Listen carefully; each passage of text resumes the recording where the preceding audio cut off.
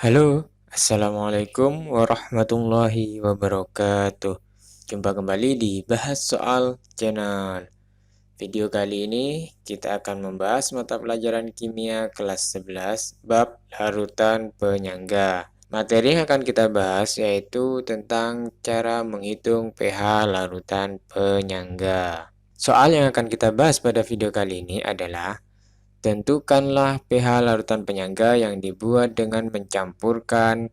Nah, di sini diberikan 4 jenis campuran A, B, C, dan D.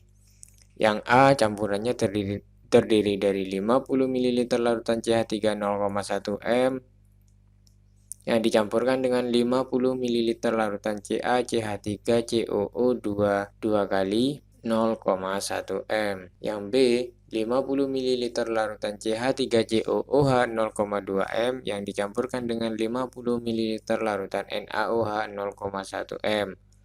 C, 50 ml NH3 0,1 M dicampurkan dengan 50 ml NH4Cl 0,1 M. Dan D, 50 ml NH3 0,2 M yang dicampurkan dengan 50 ml HCl 0,1 M.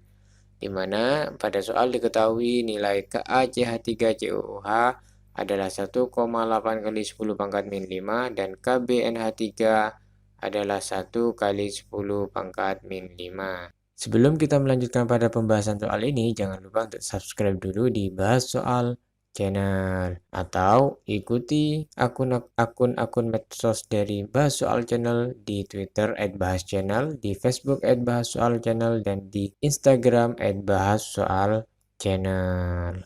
Jika kita memiliki soal dengan tipe atau jenis seperti ini, maka di sini yang perlu kita garis bawahi bahwa soal meminta kita untuk menghitung nilai pH larutan, di mana larutan tersebut bersifat penyangga.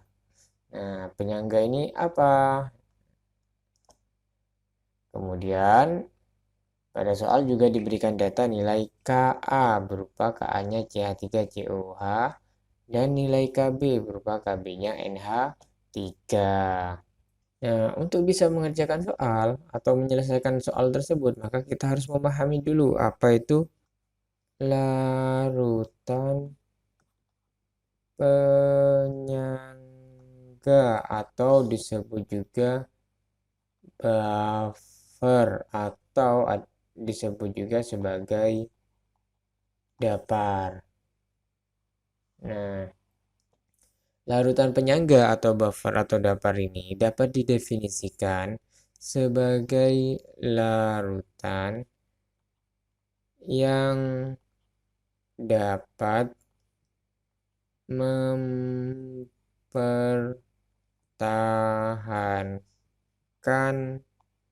nilai pH.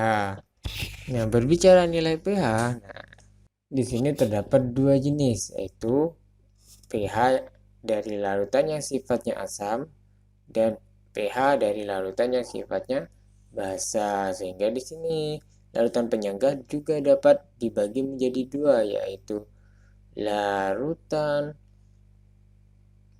penyangga asam dan yang kedua adalah larutan penyangga yang sifatnya basa. Dikatakan larutan penyangga tersebut bersifat asam, yaitu ketika larutan penyangga itu dapat mempertahankan pH asam, yaitu pH yang nilainya kurang dari 7. Sedangkan larutan penyangga basa yaitu larutan yang dapat mempertahankan nilai pH dalam rentang basa, yaitu nilai pH yang bernilai di atas 7. Larutan penyangga ini dapat mempertahankan nilai pH dari apa? Larutan penyangga ini dapat mempertahankan nilai pH dari larutannya, yaitu ketika terjadi tiga hal. Yang pertama adalah ketika terjadi penambahan asam pada larutan tersebut. Yang kedua adalah ketika terjadi penambahan basa pada larutan tersebut. Dan yang ketiga yaitu ketika terjadi penambahan air atau terjadi proses pengenceran. Nah, seberapa banyak suatu larutan penyangga itu dapat mempertahankan nilai pH-nya ketika ditambah asam, basa, dan air? Itu adalah bergantung dari kapasitas larutan penyangga tersebut. Dalam arti bahwa larutan penyangga ini mempunyai kapasitas tertentu atau range-range pH tertentu yang dapat dipertahankan. Jadi suatu campuran yang bersifat penyangga itu akan memiliki karakteristik tersendiri atau mempunyai kekuatan penyangganya tersendiri bergantung dari komponen-komponen penyangga yang dimiliki. Namun saya tidak akan membahas lebih detail ke arah situ karena di sini pembahasannya adalah bagaimana cara menghitung nilai pH.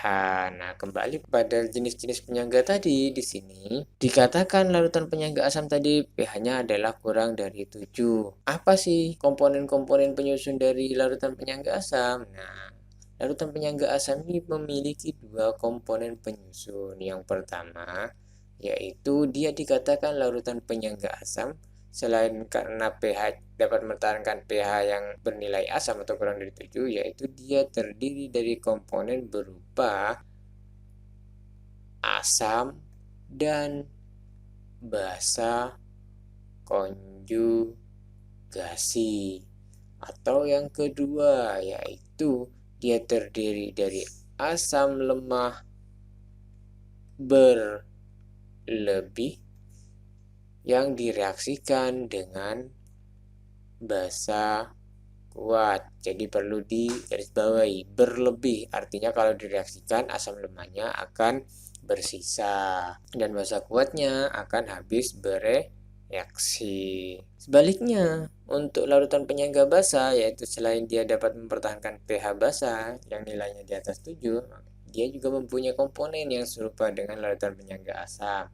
Kalau asam tadi asam dan basa konjugasi, maka kalau basa di sini dia terdiri dari basa dan asam konjugasinya. Yang kedua, kalau asam tadi asam lemah, maka basa di sini ganti aja jadi basa lemah yang berlebih juga, berlebih dan direaksikan dengan asam kuat. Jadi garis bawahi lagi, berlebih artinya ketika basa lemah direaksikan dengan basa kuat, maka basa lemahnya akan bersisa dan asam kuatnya akan habis bereaksi.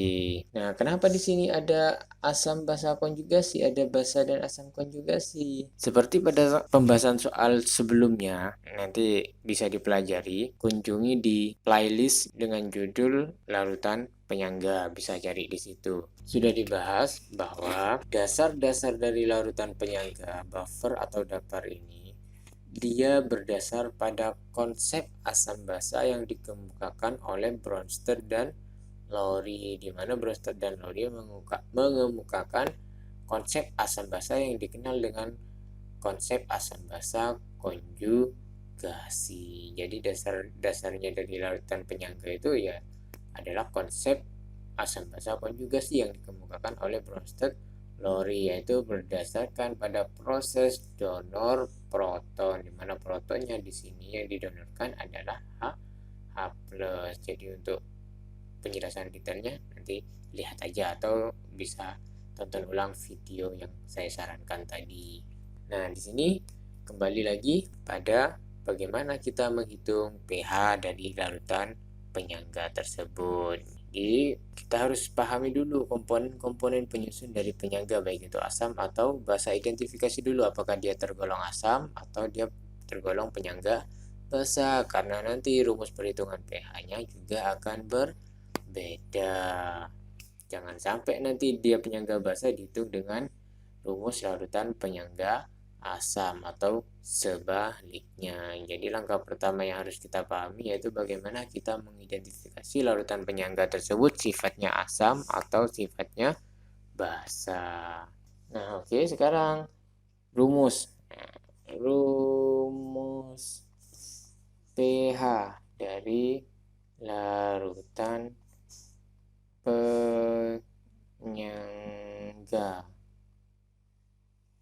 Nah, ini saya akan mulai dari Yang pertama yaitu ketika dia merupakan larutan penyangga asam. Nah, larutan penyangga asam, ingat tadi ada dua komponennya yaitu asam dan basa konjugasi atau asam lemah berlebih dan basa kuat. Jadi kuncinya di sini adalah asam lemah. Dasar dari rumus pH dari larutan penyangga itu adalah berdasarkan pada tetapan kesetimbangan dari reaksi ionisasi yang terjadi pada larutan penyangga tersebut. Kita ambil contoh di sini, larutan penyangga asam, maka dia pasti akan terdiri dari asam yang sifatnya lemah. Saya ambil contoh asam lemah, misalkan CH3COOH. Nah, kalau dia terionisasi akan menjadi CH3COO- plus H+. Nah, ini tadi asam, maka kalau dia mendonorkan, dilepas dia menjadi donor. Maka ini akan bertindak sebagai basa konjugasi. Nah, sehingga ketika kita tuliskan tetapan kesetimbangan nilai K karena asam, maka di sini saya tulis A. Ini adalah produknya adalah CH3COO- sebagai basa konjugasi, kemudian ada ion H+ yang bertindak sebagai proton yang didonorkan, kemudian dibagi dengan konsentrasi CH3COOH itu sendiri, yaitu yang bertindak sebagai asamnya. Nah, karena kita mau mencari pH, ingat rumus umum pH, rumus umum pH itu sama dengan, kalau asam, karena ini asam, maka pH asam sama dengan min log konsentrasi H+. Jadi intinya kita mencari nilai konsentrasi H+. Nah, sini ada konsentrasi H+. Nah, maka kita balik aja. Konsentrasi H+ akan menjadi, nah ini Ka kali konsentrasi CH3COOH sama dengan konsentrasi dari basa konjugasi tadi yaitu CH3COO- kali H+. Sehingga ini saya balik aja, ada di kiri, ini ganti di kanan, sehingga H+ sama dengan Ka kali CH3COOH dibagi CH3COO-, atau jika kita lakukan penyederhanaan di sini konsentrasi H+ bisa kita tuliskan yaitu Ka kali ini apa ini CH3COOH asam, jadi konsentrasi asam dibagi ini konsentrasi, ini namanya basa konjugasi. Nah, seperti itu. Jadi rumus H+ untuk larutan penyangga asam yaitu konsentrasi H+ sama dengan Ka, yaitu tetapan dari tetapan asam lemah tersebut kali konsentrasi asamnya dibagi basa konjugasi.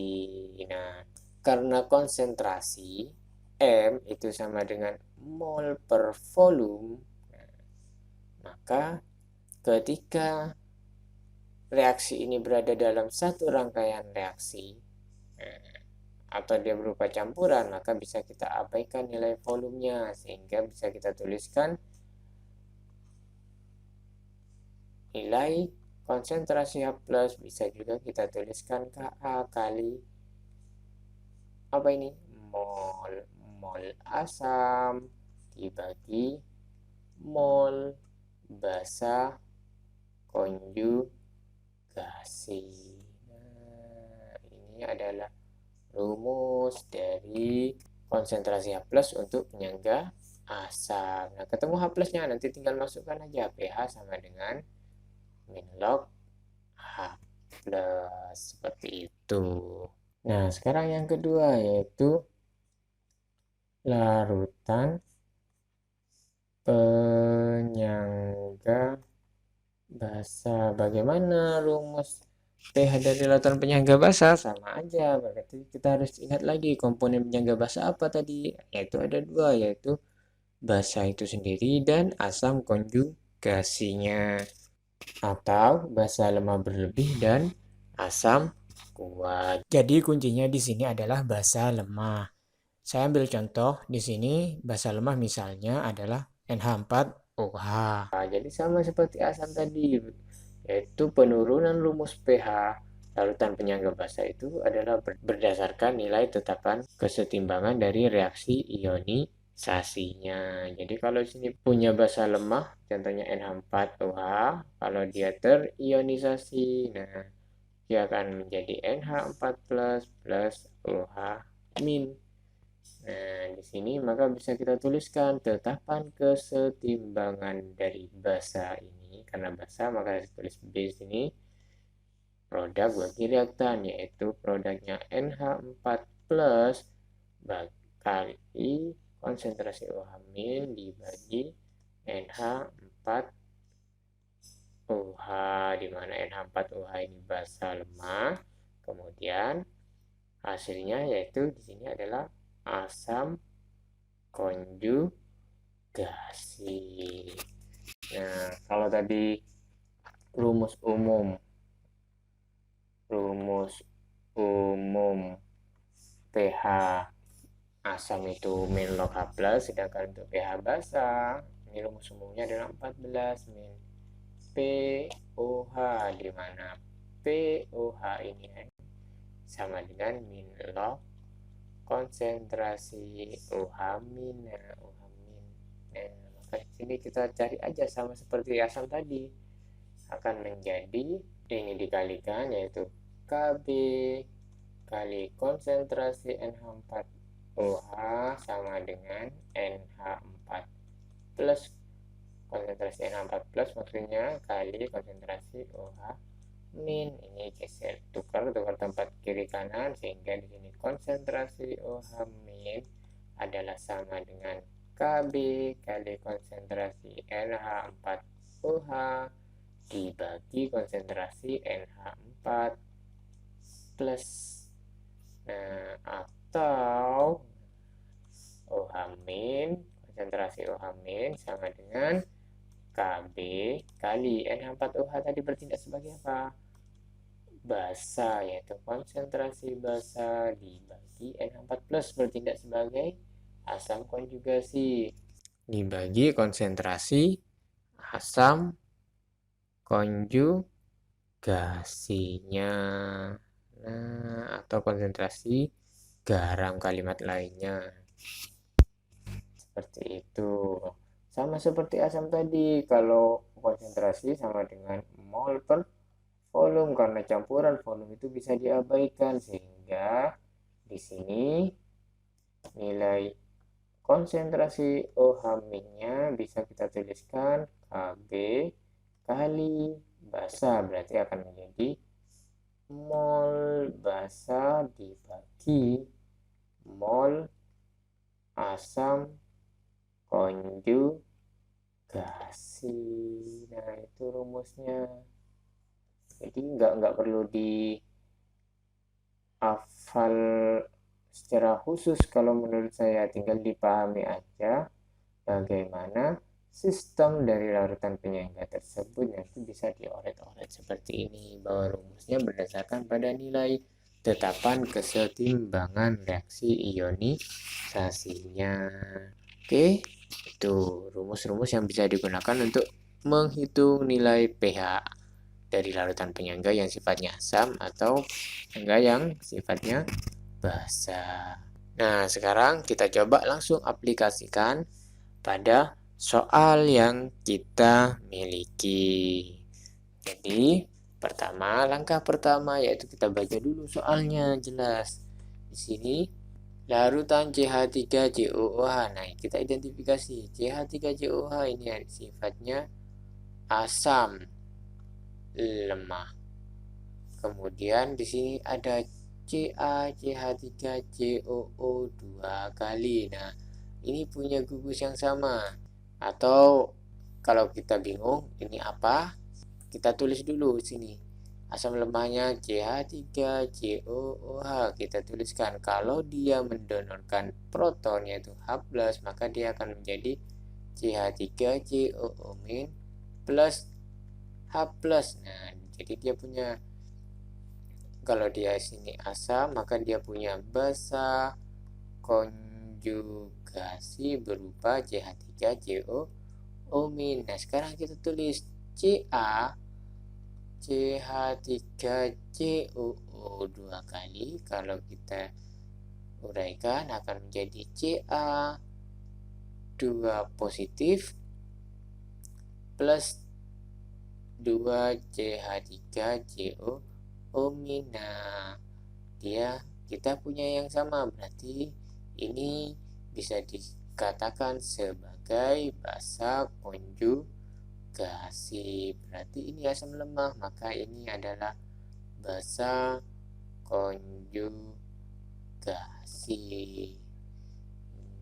Jadi karena dia nomor satu ini terdiri dari asam lemah dan basa konjugasinya, maka nomor satu ini tergolong sebagai larutan penyangga. Penyangga apa? Karena ini asam lemah, berarti dia penyangga asam, yaitu asam lemah dan basa konjugasi, berarti dia penyangga asam. Maka di sini nanti kita hitung pH-nya menggunakan rumus pH larutan penyangga asam. Gimana tadi rumusnya? pH sama dengan min log konsentrasi H+, di mana konsentrasi H+ itu adalah sama dengan Ka kali mol asam per mol basa konjugasi. Nah, ini kan tadi rumusnya yang kita punya. Nah, sekarang langkah pertama yaitu kita hitung dulu nilai mol asam dan mol basa konjugasinya. Nah, kita mulai di sini mol asam.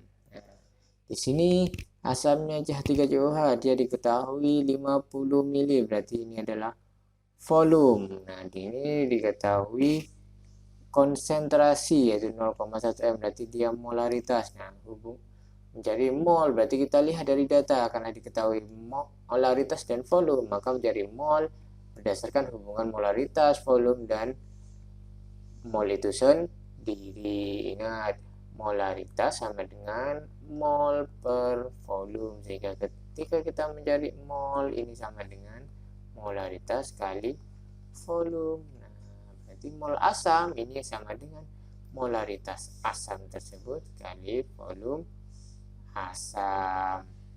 Molaritas asam berapa? 0,1 m. Volumenya adalah 50 ml. Maka di sini 50 kali 0,1 yaitu 5. Nah, karena ini mililiter, maka sini jadinya milimol. Nah, jadi mol asamnya ketemu adalah 5 milimol. Sekarang kita hitung yang kedua yaitu mol basa konjugasi. Apa yang diketahui? 50 mili, berarti ini volume. 0,1 m, berarti ini adalah nilai m, berarti cari hubungan lagi. Molaritas, volume, dan mol sama, yaitu molaritas basa konjugasi kali volume basa konjugasi.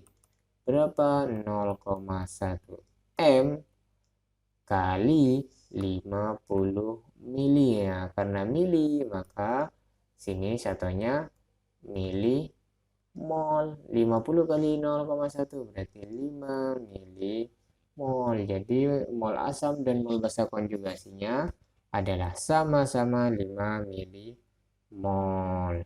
Sehingga kalau kita hitung tadi rumus konsentrasi H+ adalah Ka kali mol asam per mol basa konjugasi, sehingga H+, konsentrasi H+-nya Ka-nya berapa ini? Karena CH3COOH ini 1,8 kali 10 pangkat min 5. Mol asamnya 5 milimol, mol basanya 5 milimol. sehingga konsentrasi H plusnya karena sama coret aja berarti 1,8 kali 10 pangkat min 5 molar seperti itu. Nah, maka nilai pH-nya sama dengan min log konsentrasi H plus, berarti pH sama dengan min log 1,8 kali 10 pangkat min 5, berarti pH-nya sama dengan 5 min log 1,8. Jadi pH larutan ini, larutan penyangga yang dibuat dengan komponen seperti ini, nilainya adalah 5 min log 1,8. Bagaimana? Mudah kan? Oke, kita lanjut pada soal berikutnya. Nah, pada soal kedua, pertama yaitu kita lakukan identifikasi juga. Yang pertama ini CH3COH sama seperti tadi, ini adalah asam lemah. NaOH ini adalah basa kuat. Nah, maka ini pengerjaannya berbeda karena tadi itu adalah asam lemah dan basa konjugasi, sedangkan ini asam lemah dan basa kuat. Ingat lagi di awal tadi komponen larutan penyangga ada dua, yaitu terdiri dari asam dan basa konjugasinya, atau yang kedua asam lemah berlebih dan basa kuat. Berlebih artinya harus direaksikan. Kita lihat apakah asam lemahnya benar-benar berlebih atau tidak. Jika berlebih, maka dia jelas bertindak sebagai larutan penyangga dan bisa kita hitung pH-nya. Maka di sini untuk mengetahui berlebih atau tidak, kita reaksikan terlebih dahulu. Maka kita reaksikan di sini CH3COOH direaksikan dengan NaOH, maka hasilnya adalah nanti NaCH3COO plus H2O. Nah, karena bereaksi atau direaksikan, maka ada kondisi awal. Kondisi awalnya berupa mol. Maka kita hitung mol dari CH3COOH. Apa yang diketahui sini? 50 mili, yaitu volume. 0,2 M molaritas. Hubungan volume dan molaritas tadi sama dengan molaritas kali volume. Bisa diketahui molnya yaitu 0,2 M kali 50 mili. Nah, berarti 0,2 kali 50 itu adalah 10. Karena ini mililiter, maka satuannya jadi mili mol. Berarti kondisi awalnya ini adalah ada sebanyak 10 mili mol. Kemudian NaOH-nya mol NaOH. Apa yang diketahui? Nah, 50 mili ini adalah volume. 0,1 M konsentrasi sama tadi, bahwa M sama dengan mol per volume, sehingga mol sama dengan M kali V. Nah, itu yang tadi bingung. Sehingga di sini mol NaOH adalah sama dengan berapa? 0,1 M kali volumenya 50 mili. Sehingga 50 kali 0,1 ini adalah 5. Satunya mililiter berarti jadi mili mol. Berarti ini di awal ada 5 mili mol. Nah, kemudian reaksi. Reaksi ini berarti kita harus mencari reaksi pembatas. Ini jelas harus kita setarakan. Karena kalau sudah setara, maka cara mencari reaksi pembatasnya yaitu kita hitung mol mula-mula dibagi koefisien reaksi. 10 bagi 1, 10. 5 bagi 1, 5. Nah, mana yang paling kecil? 5. Maka untuk setiap mol dari zat yang bereaksi dalam rangkaian reaksi tersebut membutuhkan 5 milimol atau membutuhkan nilai mol paling kecil tersebut. Karena paling kecil 5 milimol, berarti di sini membutuhkan 5 milimol. Karena bereaksi berarti dia minus 5 milimol. Ini juga 5 milimol. Karena ini produk, bukan minus tapi bertambah atau dihasilkan 5 milimol. Sehingga sisa 5 milimol ini habis. ini 5 milimol. Nah, ternyata dari hasil perhitungan ini asam lemahnya masih berlebih, yaitu bersisa 5 milimol, dan produk yang dihasilkan 5 milimol, sehingga ini adalah asam. Maka ini adalah produk yang dihasilkan, yaitu basa konjugasi. Nah, kalau sudah ketemu molnya seperti ini, lebih mudah lagi, maka kita tinggal masukkan pada rumus. Rumusnya yaitu konsentrasi H+ sama dengan Ka kali mol asam dibagi mol basa konjugasi. Nah, konsentrasi H+, Ka-nya tadi berapa? 1,8 kali 10 pangkat min 5. Mol asamnya adalah 5 milimol. Kemudian dibagi mol basa konjugasinya yaitu 5 milimol. Nah, sama, coret berarti ini. Berarti H plusnya, konsentrasi H plusnya yaitu sama dengan 1,8 kali 10 pangkat min 5 molar. Sehingga di sini pH sama dengan min log konsentrasi H plus. Berarti pH sama dengan min logaritma 1,8 kali 10 pangkat min 5. Sehingga pH-nya turun 5 minus log 1,8. Jadi untuk campuran yang B diperoleh bahwa merupakan campuran yang bersifat larutan penyangga asam, dan dari perhitungan pH-nya diperoleh yaitu senilai 5 min log 1,8. Oke, kita next pada soal berikutnya. Nah, pada soal ini kita identifikasi lagi. Pada soal yang ketiga, kita identifikasi NH3. NH3 ini adalah basa lemah. NH4Cl. Kalau bingung tulis saja.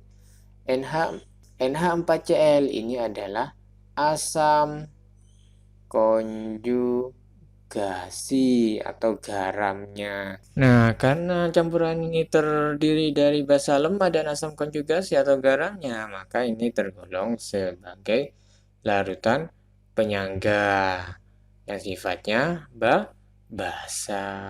Nah, bagaimana cara menghitung pH-nya? Maka kita pakai rumus pH penyangga basa. pH penyangga basa itu tadi pH sama dengan 14 min pOH, di mana pOH sama dengan min log konsentrasi OH min. Nah, OH min itu sendiri apa tadi?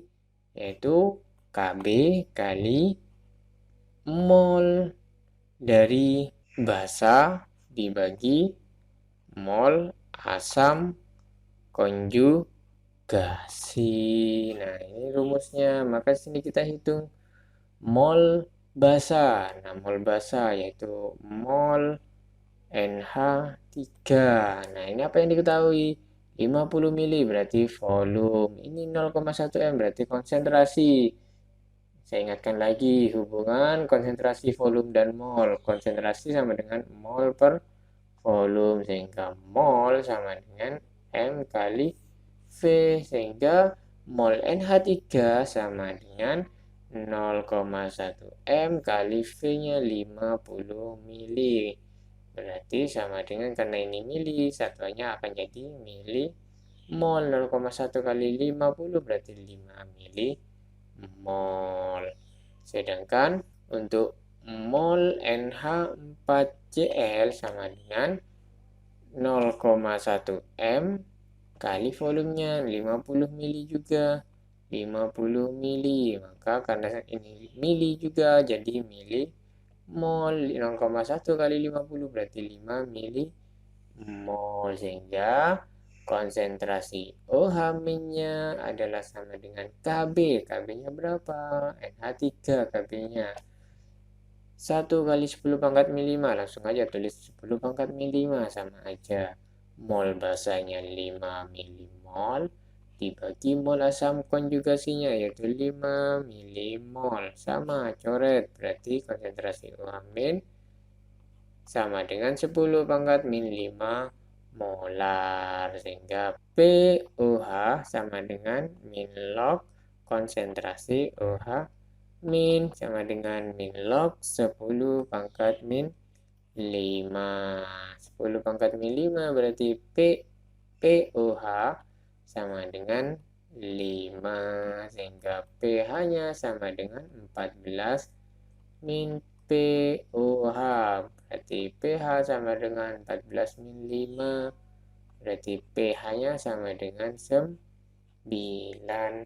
Jadi campuran 50 ml NH3 0,1 M dan 50 ml NH4Cl 0,1 M, maka nilai pH campurannya adalah 9, yaitu larutan penyangga basa. Udah kan?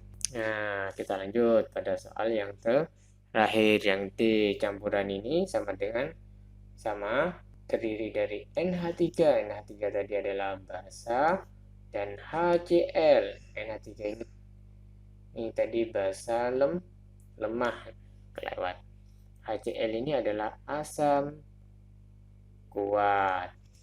Nah, kalau tadi basa lemah dan asam konjugasinya, ini adalah basa lemah dan asam kuat. Ingat lagi tadi komponen penyangga itu terdiri kalau ini penyangga sifatnya basa karena komponen awalnya adalah basa lemah. Maka larutan penyangga basa itu komponennya terdiri dari basa lemah dan asam konjugasi atau basa lemah berlebih dan asam kuat. Jadi sini kita buktikan dulu berlebih atau tidak. Caranya gimana ya? Seperti soal yang B tadi, kita reaksikan. Di sini kita reaksikan NH3, kita reaksikan dengan HCl akan menghasilkan NH4Cl. Nah, ada kondisi awal. Kondisi awal yaitu mol. Maka kita hitung mol NH3 sama dengan apa yang diketahui 50 mili berarti volume, 0,2 M berarti molaritas. Maka ini langsung aja, takut lupa saya ingatin lagi, molaritas sama dengan mol per volume, sehingga mol sama dengan M kali V, itu hubungannya berarti 0,2 M kali 50 mili. Karena ini mili jadi satuannya milimol. 0,2 kali 50 berarti 10. Selanjutnya HCl, mol HCl sama dengan ini diketahui 50 berarti volume, ini diketahui molaritas berarti 0,1 M kali 50 mili. Satuannya mili berarti milimol. 0,1 kali 50 berarti 5 milimol. Berarti sini ada 10 milimol. Ini ada 5 milimol. Kemudian reaksi. Nah, reaksi, untuk mencari reaksi maka kita cari reaksi pembatas. Gimana tadi nyari reaksi pembatas? Pertama, setarakan reaksi. Kalau sudah setara, maka kita bagi mol awal dengan koefisien reaksinya. Berarti 10 bagi 1. Ini 5 bagi 1. Mana yang paling kecil? 5. Maka 5 akan habis. Atau untuk setiap 1 mol zat yang bereaksi pada reaksi ini akan membutuhkan 5 milimol. Maka di sini membutuhkan 5. Berarti membutuhkan minus 5 milimol. Ini juga minus 5 milimol. Karena ini produk akan menjadi atau dihasilkan 5 milimol. Sehingga sisanya 10 dikurangi 5 berarti 5 milimol. Ini habis. Ini 5 milimol. Maka yang bersisa yaitu basa lemah. Kemudian garam. Garam ini apa? Kalau ini basa lemah, maka ini adalah asam konjugasi. Jadi basa lemah dan asam konjugasi, maka penyangga. Sehingga kita hitung karena tadi basa lemah dan asam konjugasi, maka dia penyangga basa. Rumus pH penyangga basa, pH sama dengan 14 min POH. POH sama dengan min log konsentrasi OH min, dan konsentrasi OH min sama dengan Kb kali mol basa dibagi mol asam konjugasi. Nah, karena sudah ketemu semua, maka langsung aja kita hitung. Konsentrasi OH minnya sama dengan Kb. Kb-nya tadi 10 pangkat min 5. Mol basanya tadi ketemu 5 milimol. Kemudian mol asam konjugasinya dihasilkan 5 milimol. Karena sama, coret aja. Berarti konsentrasi OH minnya adalah 10 pangkat min 5 molar. Selanjutnya kita hitung POH sama dengan min log konsentrasi OH min, berarti min log 10 pangkat min 5, berarti POH-nya sama dengan 5. Nah, selanjutnya pH sama dengan 14 min POH, berarti pH sama dengan 14 min 5, berarti pH-nya sama dengan 9.